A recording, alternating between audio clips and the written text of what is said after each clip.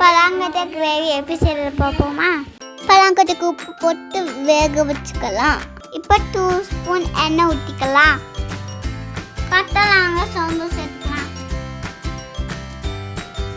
வெங்காயம் சேர்த்து நல்லா வதக்கிக்கலாம். கருவேப்பிலை சேர்த்துக்கலாம். 1 ஸ்பூன் இஞ்சி பூண்டு பேஸ்ட் போட்டுக்கலாம்.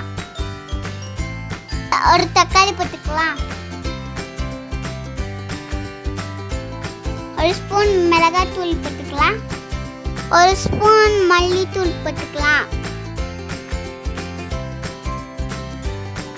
1/4 ஸ்பூன் கரம் மசாலா போட்டுக்கலாம்.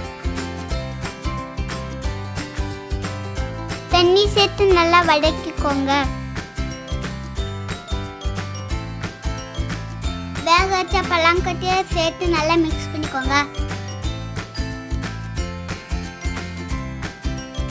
கேஸ் ஆஃப் பண்ணிட்டு அதுக்கப்புறம் கொத்தமல்லி போடுங்க. சுவையான பலாங்கொட்டை கிரேவி ரெடி ஆயிடுச்சு. சாப்பிட்டு என்ஜாய் பண்ணுங்க.